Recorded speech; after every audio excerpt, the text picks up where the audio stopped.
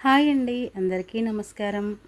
మనలో కూడా ఈశ్వరుడు ఉన్నాడు. అయితే కంటికి కనిపించడు, కానీ ఎన్నోసార్లు తనను ఉన్నానని నిరూపించడానికి ఆధారాలు కూడా మనకు ఇస్తూ ఉంటాడు.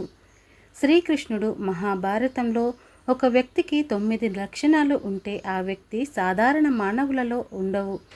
ఆ లక్షణాలు ఆ వ్యక్తులు జన్మదాహ సంసారంలోని కీర్తిని గడిస్తాడు. అలా ప్రత్యేక లక్షణాలు కలిగిన మానవులు జన్మించడానికి కూడా ఒక కారణమంటూ ఉంటుంది.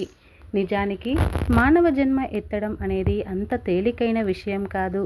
84 లక్షల జన్మలు ఉన్నాయి ఈ ప్రపంచంలో. మానవ జన్మ అత్యుత్తమమైనది. మానవ రూపంలో చేసే కార్యాలు వేరే ఏ ప్రాణి రూపంలోనూ చేయలేదు.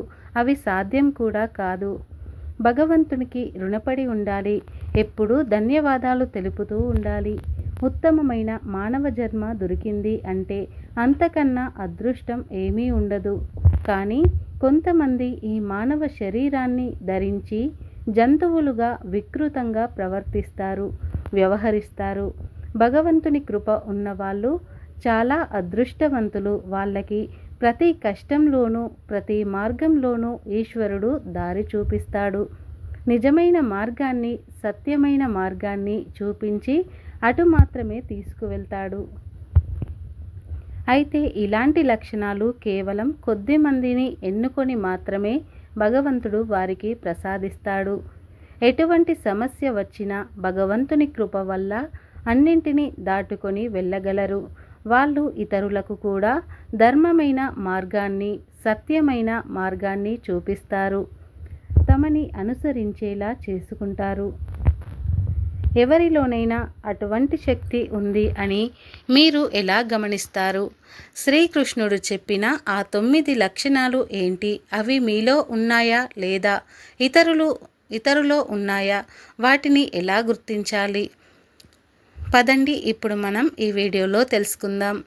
మొదటి లక్షణం, ఎటువంటి పరిస్థితుల్లోనైనా తనకున్న కార్యాన్ని ఈశ్వరుని కృప వల్ల పూర్తి చేయగలనని నమ్మేవాడు. కష్టం వచ్చినా, నష్టం వచ్చినా, ఎటువంటి పరిస్థితి వచ్చినా పూర్తి చేసేవాడు.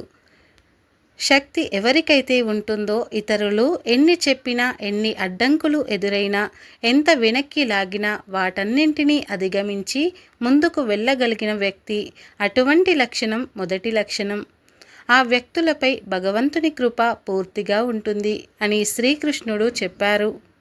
ఇక రెండవ లక్షణం, ఇతరుల మీద అపవాదు వేయకుండా, నిందలు వేయకుండా ఉండేవాడు. ఈ రోజుల్లో మనుషులు ఏదైనా తప్పు జరిగితే అది ఇతరుల మీదకు నెట్టేసి తాము తప్పించుకుంటున్నారు. అలా అసలు ఉండకూడదు. ఒకవేళ తన వలన తప్పు జరిగినా ఇతరుల మీద మోపకుండా ఆ తప్పును తనే పాత్రునని ఎవరైతే ఆ తప్పును తీసుకుంటారో అతను సర్వశ్రేష్ఠుడు. ఇతరుల గురించి ఎప్పుడూ కూడా చెడు మాట్లాడకూడదు. ఇతరులలో చెడు లక్షణాలు ఉన్నాయి, వారిలో మంచి లక్షణాలు గుర్తించి ప్రోత్సహించాలి. ఇది రెండవ లక్షణం. ఇక మూడవ లక్షణం, తన దైనందిన కార్యక్రమాలు ముగిసిన తర్వాత ఈశ్వర ప్రార్థనలు, ఈశ్వర నామస్మరణతో రోజుని గడుపుతాడో అతను శ్రేష్ఠుడు అని శ్రీకృష్ణుడు చెప్పాడు. నిజానికి అటువంటి వ్యక్తుల చుట్టూ ఒక రకమైన శక్తి ఉంటుంది. సుఖ దుఃఖాల్లోనూ, కష్ట నష్టాల్లోనూ, అన్నింటిలోనూ ఈశ్వరుని చూడటం చాలా ఉత్తమమైన లక్షణం. కష్టం వచ్చినప్పుడు భగవంతునిని నిందించకుండా ఏ పరిస్థితి వచ్చినా భగవంతుడు చూసుకుంటాడు అని ఆయన మీద భారం వేసేవాడు అత్యుత్తముడు.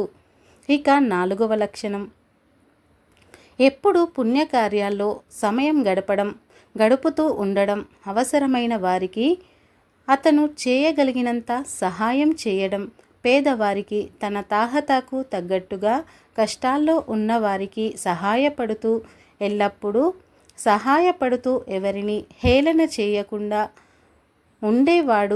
ఉండడం, ఇతరుల పేదరికం చూస్తూ సహాయం చేయడం చాలా గొప్ప విషయం. అందరిలోనూ ఈ లక్షణాలు కనిపించవు. కేవలం ఈశ్వరుని కృప వల్ల జగమంతా ఈశ్వరమయమే అని భావించే వారిలో మాత్రమే ఇటువంటి లక్షణం కనిపిస్తుంది. తను సహాయం చేయడమే కాకుండా ఇతరులు సహాయం చేసేలా చేయాలి. ముందుకు నడిపించేవాడే సర్వశ్రేష్ఠుడు. ఇతరులకు నష్టం కలిగించకుండా తన పని తాను చేసుకోవడం 5వ లక్షణంగా శ్రీకృష్ణుడు చెప్పాడు.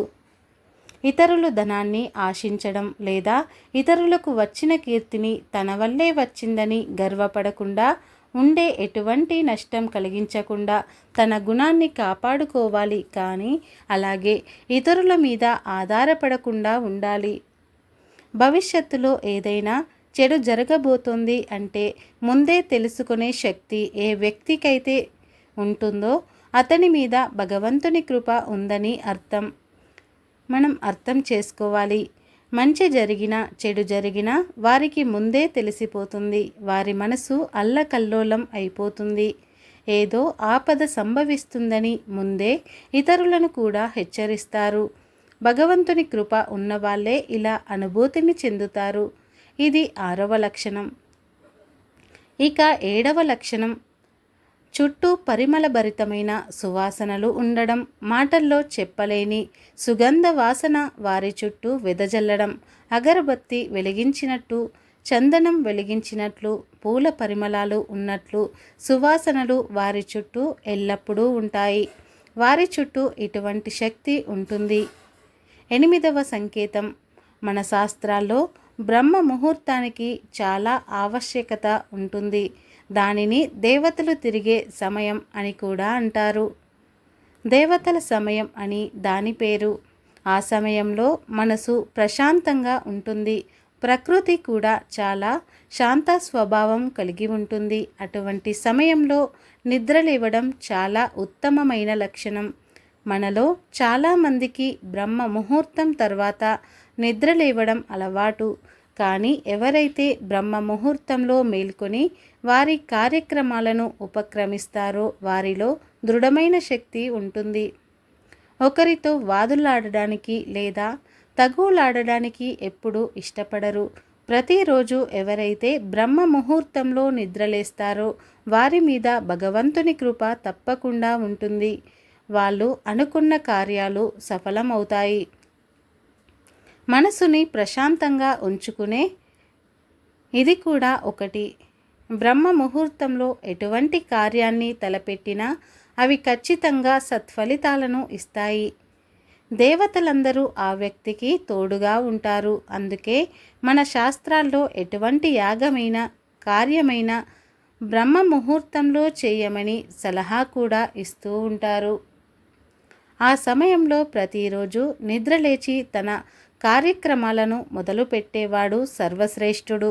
ఎప్పుడైనా మన పవిత్రమైన మందిరాలలో ఎక్కడైనా ప్రవచనాలు, సనాతన ధర్మాలు చెప్పేవారిని చూస్తూ ఉంటాం. అలాగే అక్కడ కూర్చొని వినేవారిని చూస్తూ ఉంటాం. అయితే కొంతమంది ఎంత శ్రద్ధగా వింటున్నా ఎప్పుడో ఒకప్పుడు తమ మనసు ఇంటి మీదకి దారి మల్లుతుంది. తమ వారి మీద ఆలోచన మొదలవుతుంది. ఇక వినే దాని మీద శ్రద్ధ కోల్పోతారు. వినకుండా శ్రద్ధ కోల్పోతారు. అలా కాకుండా ప్రవచనాల్లో చెప్పే విషయం మీద ఉంటుందో అటువంటి వారు వారి మీద భగవంతునికి ఎప్పుడూ దగ్గరలోనే ఉంటారు. అటువంటి వారి మీద ఎంతమంది మధ్యలో ఉన్నా కేవలం మంచి మాటలు మాత్రమే వినిపిస్తూ ఉంటాయి. గుడి గంటలు, మంత్రాలు, శంకరనామాలు మాత్రమే చెవిన పడుతుంటాయి. అటువంటి వారి మనసు, మస్తిష్కం ఎప్పుడూ ప్రశాంతంగా ఉంటుంది. సత్యాన్ని, సదాచారాలను మాత్రమే వాళ్ళు పాటిస్తారు. ఈశ్వరుని చరణాల మీదే పరమానందాన్ని పొందే వ్యక్తులు సర్వశ్రేష్ఠులు. అటువంటి వారికి సమాజంలో ఆదర మర్యాదలు, గౌరవాలు, సత్కారాలు లభిస్తాయి. ఇతరులను మోసం చేయకుండా తన పని తాను చేసుకునేవాడే తన కార్యక్రమాలను తన సక్రమంగా నిర్వర్తించేవాడు అని చెప్పబడింది. మగవారైతే తన భార్యను తప్ప పరాయి స్త్రీలను కన్నెత్తి కూడా చూడనివాడు. వారిని తల్లిగా, సహోదరిగా భావించేవాడు శ్రేష్ఠుడు. ఆడవారైతే తన భర్తను తప్ప ఇతర మగవారి గురించి ఆలోచించని వాళ్ళు. తన భర్త కుటుంబంలోకి వచ్చిన తర్వాత ఇతరులను మాటలతో బాధ పెట్టకుండా ఉండేవారు. పతివ్రతలుగా చెప్పబడతారు. ఇటువంటి కుటుంబాలు ఉన్న ఇళ్లలో సుఖ సంతోషాలకు లోటు ఉండదు. దీనివల్ల కుటుంబం కూడా ఉన్నత స్థితిలోకి వెళ్తుంది. లక్ష్మీ యోగం పడుతుంది.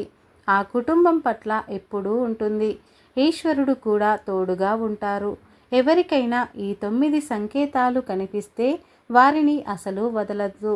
ఎందుకంటే వాళ్ళు ఈశ్వర రూపంలో ఉన్న మహనీయులు. ఈ లక్షణాలు ప్రతి ఒక్కరూ అలవర్చుకోవడానికి ప్రయత్నించవచ్చు. కొన్ని లక్షణాలు వచ్చినా కొన్ని లక్షణాలను అలవాటు చేసుకోవాలి. అది ఉత్తమ పురుషుల లక్షణం. ఫ్రెండ్స్, ఈ వీడియో నచ్చితే లైక్ చేయండి, షేర్ చేయండి. అలాగే మా ఛానల్ని సబ్స్క్రైబ్ చేసుకొని పక్కనే ఉన్న గంట సింబల్ని యాక్టివేట్ చేసుకోండి. అప్పుడే మేము పెట్టే ప్రతి వీడియో మీకు నోటిఫికేషన్గా వస్తాయి. అలాగే ఈ వీడియో నచ్చితే కామెంట్ బాక్స్లో ఓం నమః శివాయ అనే చిన్న కామెంట్ అయితే చేయండి. ఈ వీడియో పూర్తిగా చూసినందుకు ధన్యవాదాలు.